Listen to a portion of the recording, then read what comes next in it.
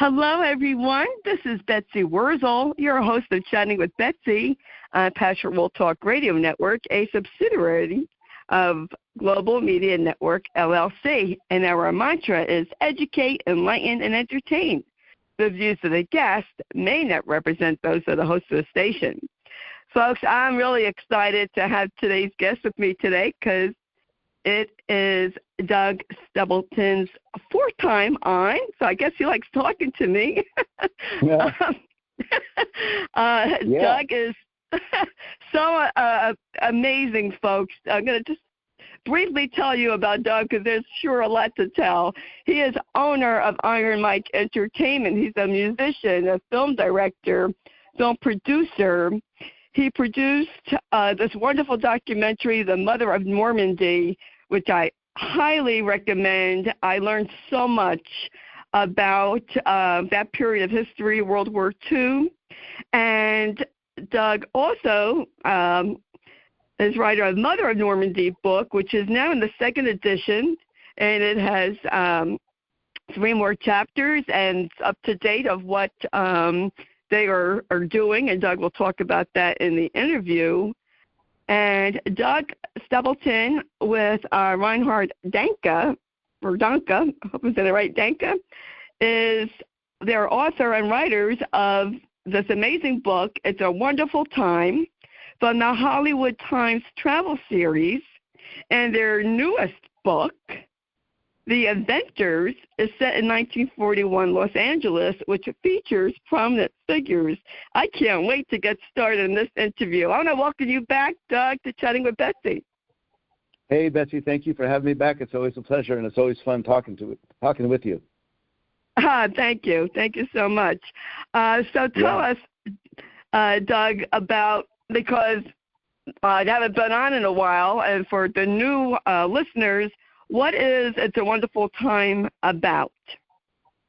And how did you get motivated? Inspired, I should say.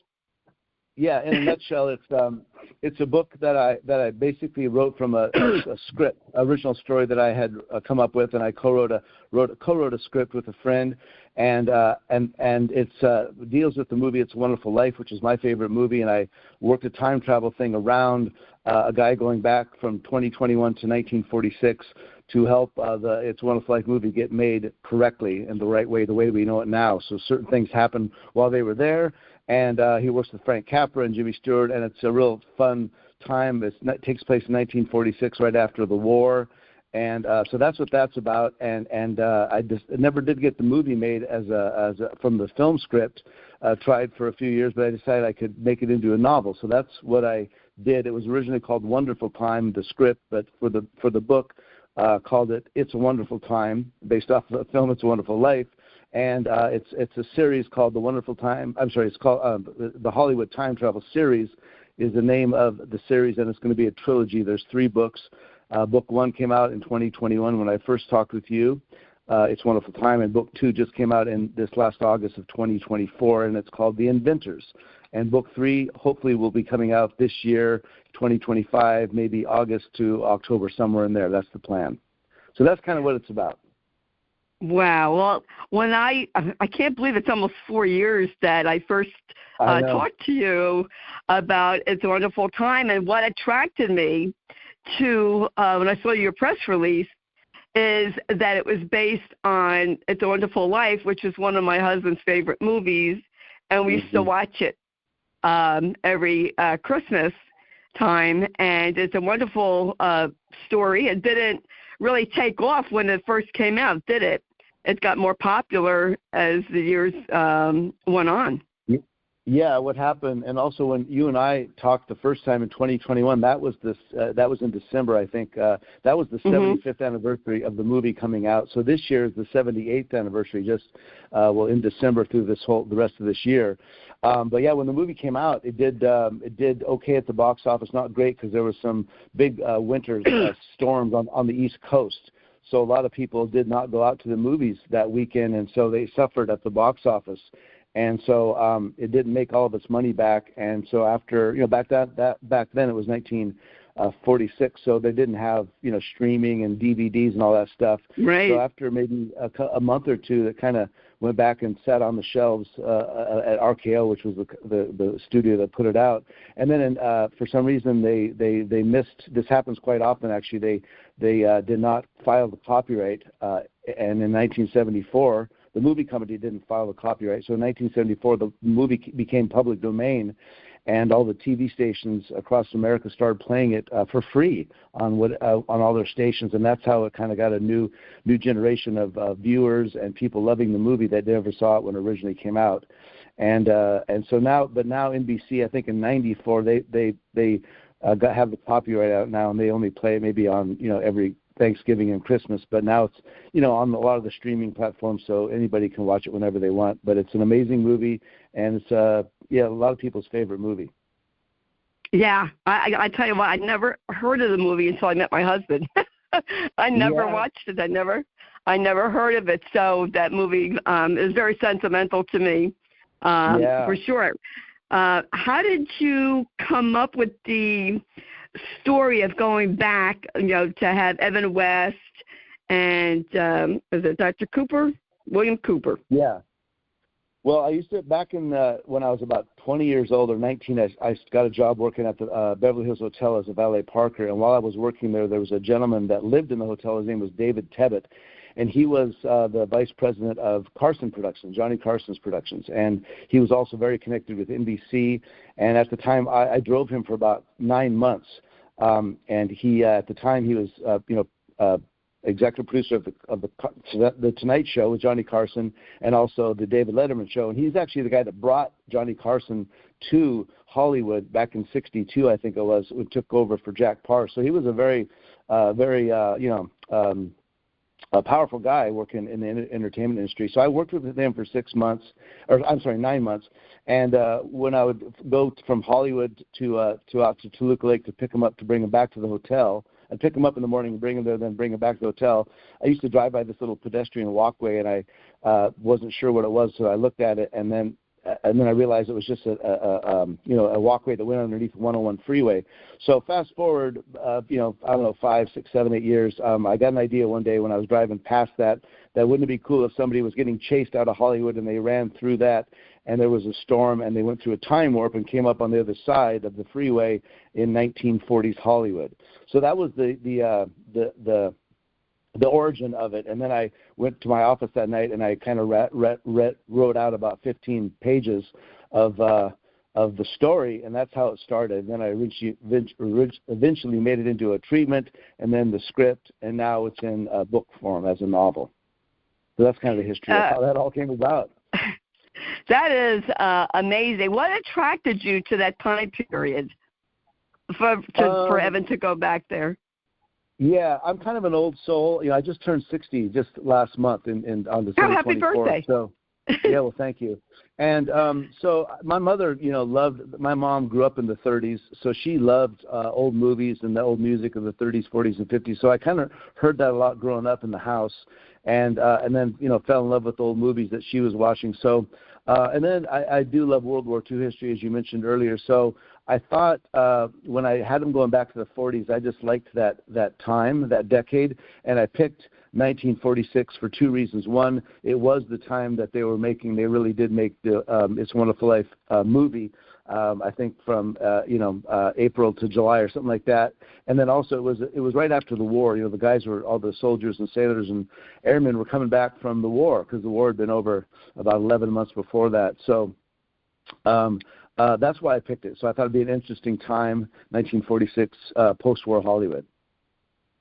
I think that was just incredible. And this might sound kind of woo to you, Doug, and to the audience, but sometimes I really believe that Matt sends me people, and I believe that I saw your press release because Matt wanted me to interview you because he loved that movie so much. Oh, neat. Well, that's cool. Yeah, that's just how I think, folks. And that's neat. Yeah, it's just I know. I mean, he really loved that movie, and I wish I had a TV so I could watch it. I couldn't get it on YouTube. I was looking forward to see if it was free, on YouTube. was going on that Evan West and Dr. Cooper came upon on the set that they were to helping. I don't want to give away the whole story because I want people to pick up the book. But can you tell us a little bit about the plot? But not everything, because we want people to pick up the book. Yeah, sure. Well, actually, what happens is in 2021, Evan, who's a film editor at a trailer company for Hollywood movie trailers, he finds his boss is an unscrupulous boss, and his boss finds this lost footage of It's a Wonderful Life that was filmed but never put in the movie. And a greedy studio boss that was working at Paramount during the time was forcing Capra to put it in there. So Evan, when he finds he's in 1946 Hollywood, he realizes his mission is to make sure that footage never gets in the film, and that's his mission. And during that time, he meets Dr. William Cooper. They call him Coop. His name is Coop, and he's from 1899, and he was an assistant of Tesla. And so now he's got a time travel buddy, and they help each other out. And that's kind of the main plot. But people can want to learn a little more before they buy the book. They can go to Amazon and kind of see what the synopsis is and see some of the there's a lot of reviews on there and endorsements from people. But that's the reason why. Yeah. Yeah, and that's why. Go ahead, Doug. I was going to say, and while he's there, he meets the love of his life in 1946. So her name is Dorothy. Yes, and who are these characters? Do you know these characters in real life? Did you base them on anyone in real life, or is it a mixture of fiction and nonfiction characters? No. They were characters that I came up with originally, and then when Reinhard started working with me, we had come up with a few other characters. But Evan's not based on the only thing that Evan has of me. He loves the movie It's a Wonderful Life also, and he loves the 40s. But that's about. It's not autobiographical by any means of me. But those are a couple things that of me. But the rest is other things that we just created. We created Dorothy, Frank Capra and Jimmy Stewart. They're real people, so we really worked around them, and they were big parts of the whole story. And but we just let our imaginations go and creatively created these characters. I have to ask you this because I ask every writer this. I envy writers. I really do. And since doing this show, been doing this show for 5 years, I really appreciate when I pick up a book now. I really appreciate the research and the time that the writer took to write the book. And I like to know, your writing process. Do you have the dialogue and these characters in your head already, or does it come along to you as you're writing it? When I originally got the idea, and I just went back to my office and I just grabbed some blank pieces of paper and I just started writing. I didn't have any characters' names or anything. I just was saying, this person's getting chased. Got to figure out why they're getting chased. But I like the whole idea of going through the portal underneath the 101 freeway and coming up on the other side. That was the gist of it. And then I started doing research and I was finding different ways. And then I thought about, I thought, okay, since it's 1940s, what I'm thinking of, I'm going to pick It's a Wonderful Life. Because I love the movie, and I knew a lot of research about it, but I did even more research about Jimmy Stewart and him being in the war, World War II. We used some of that, that in the book, and Frank Capra and the things that happened on the set, and just did a lot of research. I already knew a lot of it because I'm passionate about that history, so I already knew a lot, but I had to do more. And then when I brought Reinhard in, he's also passionate about his historical Hollywood in general, the golden age of Hollywood and World War II, and so we just came up with like I said, I had a treatment which was I co-wrote, and then we made it into a script. So we actually worked from the script that was already there. So there was a lot of dialogue already there, but we had to make that from a 120-page script into like a 350-page novel. So we added a lot of new stuff. And as we got together for meetings, we just started, bringing in some new characters, and then the dialogue. We used some of the same dialogue, but then we added to it, and we added to the story, and that's how our process. And then Reinhard would usually write about 10 pages, and then he would send them over to me, and then I would go through all of them, and I would add the stuff that I wanted to do and change this and change that, and we'd send it back to him, and then we'd agree on that, and then or come back to me, but we eventually stamp those 10, and we move on to the next 10, and that's how we wrote it. We just kept sending stuff back and forth. That's incredible. And also, I mean, this is just, like, you can't even align this or make this up, Doug. You're passionate about World War II. My husband loved World War II history. Yeah. Wow. He was fascinated with it. I mean, like, almost obsessed with it. World War II history. And I know he would have loved your book, the Mother of Normandy, and the documentary. And I know that's how I know Matt sent you because Thank you, Matt. he would have loved that. The history. And I'll tell you, folks, this is why, got to plug my show here. This is why you have to subscribe to Chatting with Betsy so you don't miss this. Because I'll tell you, folks, the God's honest truth, I learned a lot of history from having Doug on about Mother of Normandy and Madame Simone Renaud. Renaud. Yeah. Renaud. We know. Yep. And it's just amazing. So when the 80th anniversary happened, this past June, I saw, pictures and reading about it, and I said, I know that because of Doug. So thank you. Thank you so much. Welcome. Yeah, you're welcome.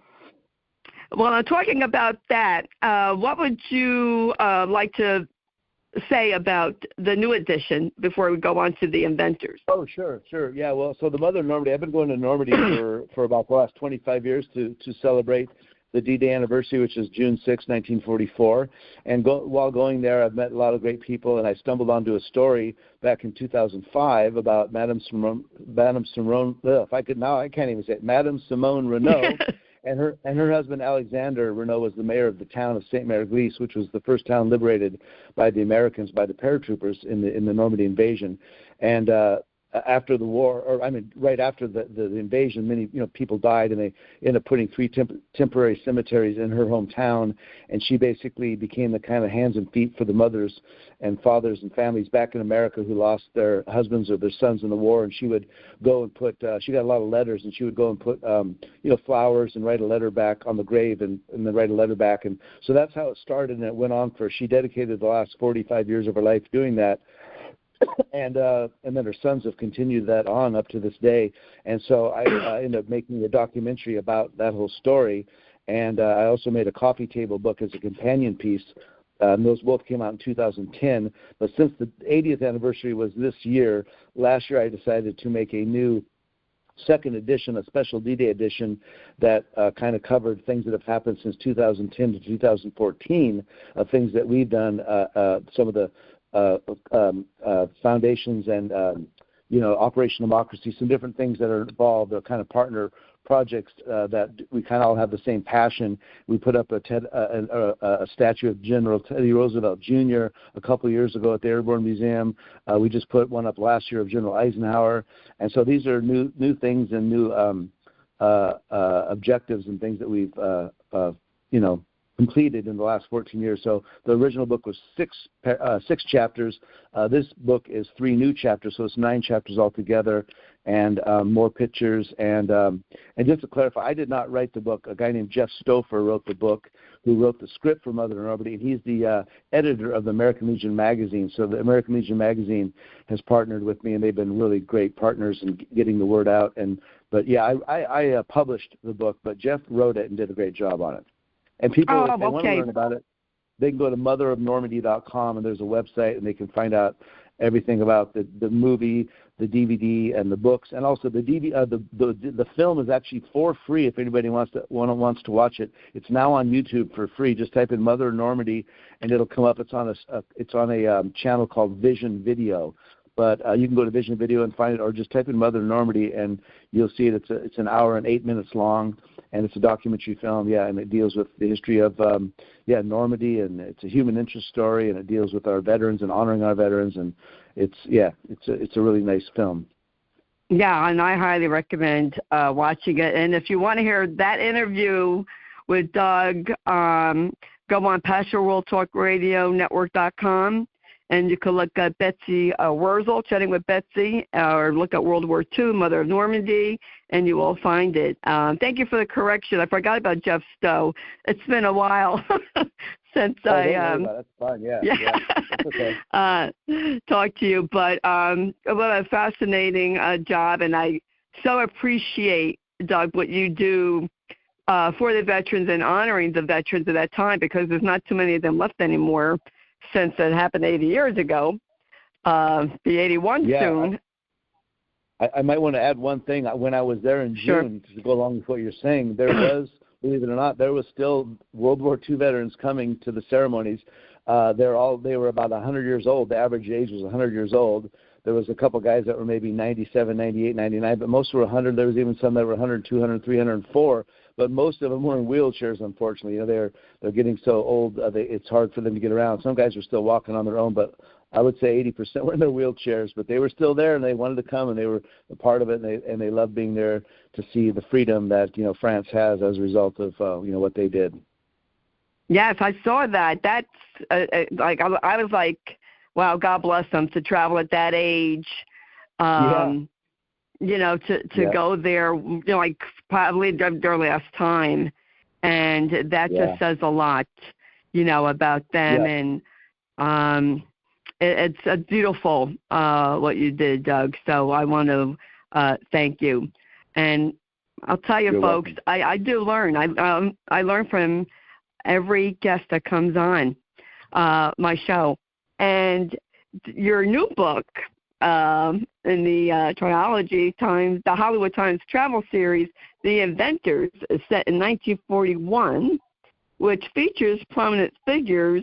And again, Doug, I learned from you because you have Hedy Lamarr as one of the figures. Now, I heard of her, but I didn't know she was an inventor. And George Antheil, I never heard of him. I know about Howard Hughes. How did you come up with this story? You and Reinhard. How did you come up? Why 1941? Well, I can tell you that. So I knew about Hedy Lamarr and her invention already before I met met Reinhard, but so I knew about the basics of that. And there's also, if anybody's interested, there's a great film you can watch on Netflix. It's called Bombshell, and it's all about Hedy Lamarr's story. So if you have Netflix or other ways, Bombshell is a great thing. But after Reinhard and I when we first met, I had given him, we met through a mutual friend who said, you guys should get together.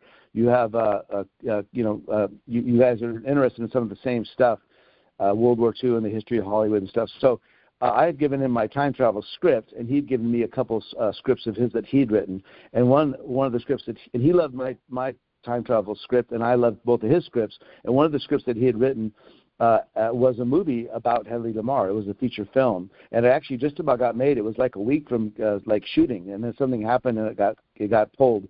So when Reinhard and I got together to talk about what we were going to do for book 2, it can be about a movie, or it could be, the first one was about a movie, but it could be about a movie stars. The whole thing is these guys go back and help things get to where they're supposed to, happen for history's sake. And so when I made a list of different movies and stuff, on the list I had mentioned, I said we could also do it on Hedy Lamarr's story. I said, but you probably wouldn't want to do that because you already did it as a script. And he goes, oh no, I would love to do that. And I go, oh wow. He goes, it's public domain. The story is so. And I said, well, I would love to do that. I said we could really make that work because there was Howard Hughes was part of it because they really dated, and he did help her out with her invention stuff, and George Antheil was a composer in Hollywood. So Reinhard loved the idea, and I loved the idea. So that's how we came up with doing the book 2 about the Hedy Lamarr story, and it still takes place in Hollywood, but it's pre-war instead of post-war. And we have the FBI involved. We have the German Abwehr involved. We have Howard Hughes, as I said, and George Antheil, and Louis B. Mayer for MGM, because Hedy Lamarr was signed to MGM, and we kind of tell of her story, how she got over from Austria to America, and then her scientific side of her, And her and George Antheil, they invented a thing called frequency hopping that they wanted to use to help the Americans in the war with torpedoes. And so it's based off a true story, but we put our two guys in there, Evan and Coop, to help out. And it's a shorter book, but it's a lot more action. And we called it The Inventors because Coop is a scientist. He's an inventor, but Hetty's an inventor. George Antheil's an inventor, and Howard Hughes was an inventor. So we called it The Inventors. It was the perfect title. That is amazing. That is really incredible, because I didn't know that, and actually I forgot that Howard Hughes was an inventor. I never heard of George Antheil. I had to look him up. He was a composer. And they even applied for a patent for their. Did they get it? Yeah, they did get it. Yeah, they did get a patent, and then they brought it to the Navy. This is in the story, to have the Navy, and then the Navy said, the technology you guys have here is like 15 years ahead of what we're doing, and so the government took the patent from them, and then they put it in the files for about 15 years. And in the early 60s, they did use that technology when the Cuban Missile Crisis was happening with the ships. So I won't say much more about that, but that's really true. But yeah, so it was patented. They did get the patent, and Howard Hughes and was all part of that. And in the book, people can read about how that all happened. And your second book is a little on the dark side, more than the first book was more optimistic. Was that due to the period of time that your second book was happening World War II, like right before World War II? Well, actually, it was already happening in Europe, but I mean, with the United States getting involved. Yeah, book two is, like I said, post World War II. Things are good, things are bright and shiny. Everybody's getting back to regularity, in the world, and there's peace. But that was in 1946. So book two, they're trying to go forward back to 2021, Evan's time, but they end up going backwards. There's some problems with the time machines. And so they go back to 1941. They're not happy about it, but they make the best of it. But they notice, it's a darker time. It's pre-war. It's in September of 1941, so it's 3 months before Pearl Harbor gets bombed. And they don't like it. They're not too excited, but they do. The bright spots are they meet Hetty and George and Howard Hughes, and they make the best of it, and they help out with their invention and all that stuff. So. But yeah, it was not the best time. In reality, half of America were isolationists. They didn't want to get into the war in Europe, and the other half wanted to. And so we kind of bring up some of that stuff. But yeah, it was a little different time, a little more pessimistic, not as optimistic. And this story, book one was all about Evan's, story, and then Coop is brought into that. And in book two, this is more about this is more Coop's story, and Evan's. More second fiddle, but he's still a big part of the story. But this is Coop's story. He's the focus of book two. I have to ask, because you hear a lot of things about these Hollywood agents, producers. Was Louis B. Mayer really a tyrant, as depicted? Well, yeah, I never knew him, but yeah, from the things that we researched, he was a tyrant. He was. I think he has some good things about it, but yeah, he unfortunately, he was great. He made a lot of careers for people, but he, he kept like poor Judy Garland, she was in The Wizard of Oz, and she was young, and she did more movies, but he had her on amphetamines to keep her, uppers and downers, and trying to keep her weight down, and and he, it was his way or the highway. He was, quite strict businessman. So we deal with a little of that, and which is true information. We just put it in the book. But he was a tough one. Yeah, I heard about Judy Garland and listening to different documentaries about her, and it's really a shame what they did to her. She's a beautiful girl, and to be on drugs, and her mom was, I guess, a typical stage mom, but I digress. in your book you have about Nazi agents in L.A. Is that based on fact? Yeah, were they in L.A.? Fact. Wow. They were in L.A.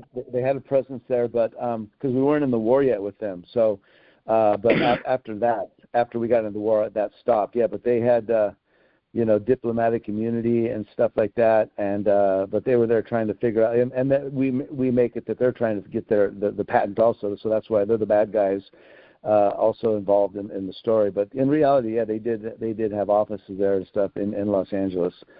But like I said, after we got in the war, that stopped. Wow, I didn't know that. I know that in New Jersey during World War II that there were German submarines off the coast. Yeah, that's. Yeah. There were German submarines, and they even had some Germans came in on the coast of Florida. And they came in, and they were here to do espionage and stuff. And they came in, and luckily one Coast Guard guy on a Coast Guard on a horse found their stuff, and they eventually tracked them down. But yeah, they had a lot of German agents in America, believe it or not. Yes, that's what I heard. I think I heard that they even landed in New Jersey. Oh, I'm sure. Yeah. Which is kind of scary when you think about it. That's why during World War II. The letters were censored that went that the soldiers, the servicemen and women wrote to their families. It was censored, and they say loose lips sink ships.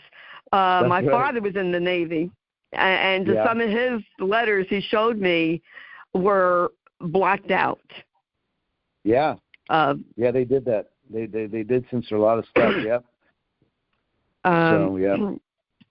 So that's really interesting. You mentioned in your book, and I never heard of this, you made reference to the Red Car Service that was once LA's premier source of public transportation.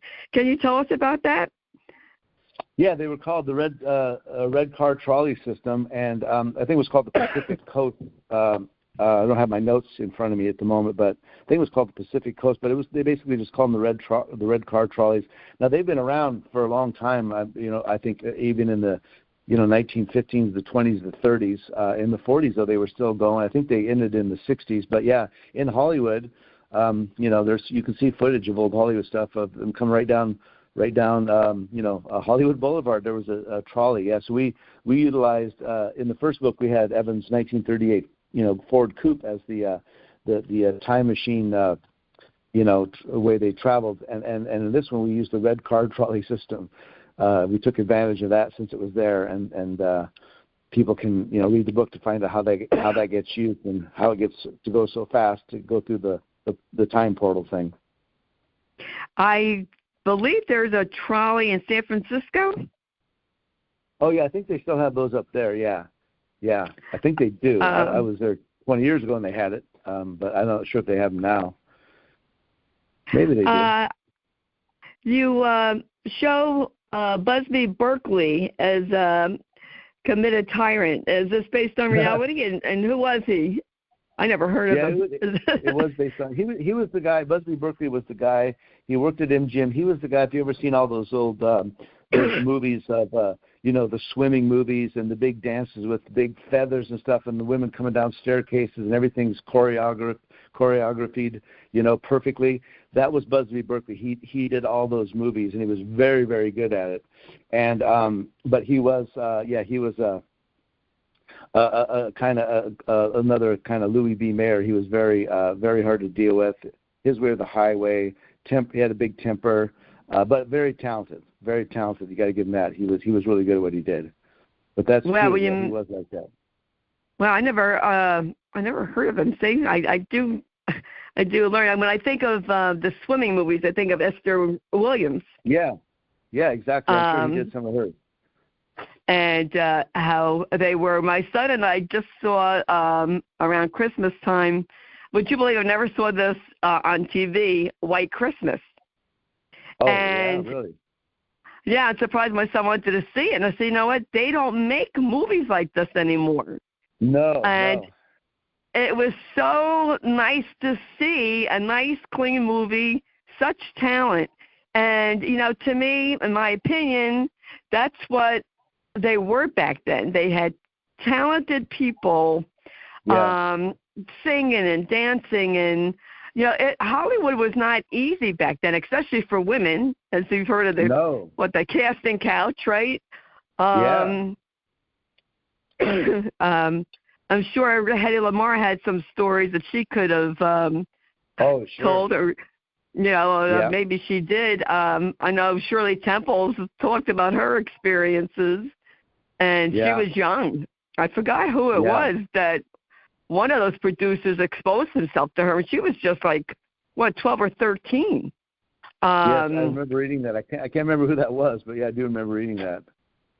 Yeah, so your second book sounds really fascinating. And what do you think you'll be doing, or do you want to give a tease about your third book in the trilogy? Well, the third and last book of the trilogy, if people do buy the second book, we give a little, tease of where they end up and what the third book's going to be about. Yeah, so I'm not going to say, but people have to get the book to see it. But it's good. That's a good way. It's going to be good. Yeah, and we put it in book 2. It's right at the end, the epilogue. That sounds great. Wow, I can't believe how fast the time goes. Where can people purchase the book, Doug? There's 2 places. We have a website. It's called the address is HollywoodTimeTravel.com. Just like it sounds, HollywoodTimeTravel.com. On there, you can find the synopsis for book 1 and 2, all the pictures of the people. I put a couple of videos of what 1946 was like, what 1941 was like, and then they just hit links, and it'll take them to the Amazon page, or they can go directly to Amazon and just type in Hollywood Time Travel Series, or just the title of the book they want. It's a Wonderful Time, Book 1, and The Inventors, Book 2. The Book 1 is available as an ebook, as a softcover book, and as an audio book, and Book 2 is available as an ebook and a softcover book, and right now we're working on the audio book, just finishing that up, and that'll be done maybe in about 3 months, 2 or 3 months, and that'll be as an audio book also. So and the prices, I think right now the prices for the soft covers are like $16.99, and the ebooks are like around $2.99. So wow, that's pretty good. And how can people contact you? Can they use this website, the HollywoodTimeTravel.com? On the Hollywood Time Travel website, my information's on there on the bottom, the contact, so they can just see my email there, and send if they have any questions about anything. I'm happy to answer them. Oh, that's great. Well, I'll tell you, I could talk to you for hours, Doug. Thank you so much for coming on. Folks, the name of the book is The Inventors, and I'm going to spell Doug's name for you in case you can't understand me. It's DOUGSTEBLETON, and his co-author is Reinhard, REINHARDDENKE. I would highly recommend getting these books. They sound fascinating, and Doug, I wish you and Reinhard much success. And I would love to see a movie about either book. And I know that maybe one day, you could do the series in the movie. Movie form. The end game is to maybe get once the 3 books are done, or even now that book 2 is done. We'd like to try to. I'm going to start that in February of this year. I try to get it maybe done as a limited series, on one of the big streaming networks, Amazon or Hulu or Netflix, places like that. They're looking for content, so that's a tough one, but it's possible. So that's our plan. Try to reach out and see if we can make a deal there, and then people can watch it. Yeah, that sounds great. And folks, I really highly recommend going on the HollywoodTimeTravel.com website. I highly recommend going on the Mother of Normandy website. That documentary, folks, will touch your heart. And if it doesn't, look at them. I don't know if you have one then, because it is really heart-touching. I learned really so much, and just what Madame Simone Renaud did for the U.S. soldiers, the servicemen and women, is just phenomenal. What a phenomenal woman. And she should very well be recognized. So I just thank you again, Doug, for coming on. I love talking to you. You're great to talk to. Thank you, Betsy. Thanks again for the opportunity. I appreciate it. Oh, you're welcome. Folks, all the information about Doug Stebleton and the books will be in the blog that Jeannie White, who's the station manager, writes. So please read the blog, share the blog, share the show. And if you don't already subscribe to Chatting with Betsy, it is for free on Spotify, Spreaker, iHeart, Amazon Music, to name a few. And I want to thank you all for listening. And I want to thank Lillian Caldwell, who's the CEO of Passion World Talk Radio Network, who makes this all possible. And I just want to thank you for listening, subscribing, share the show. There's a ton of information, folks, on the Passion World Talk Radio Network.com website. If you go on there and you put in Mother of Normandy or Doug Stebleton's name, the interviews will come up. They're still there. And you can listen to them. And I just really love talking to Doug. I learned so much, and I appreciate that. I do. The mantra that Lillian Caldwell came up with, educate, enlighten, and entertain, is the honest truth, because I really do become educated, enlightened, and entertained by all my guests. And as I always say, folks, at the end of my show, in a world where you could be anything, please be kind and shine your light bright, because we need it now more than ever before. And if you want to follow me, I'm on Facebook, Betsy E. Wurzel, W-U-R-Z-E-L. And that's what is it for today. This is Betsy Wurzel, your host of Chatting with Betsy on Passion World Talk Radio Network, a subsidiary of Global Media Network, LLC. Bye-bye now.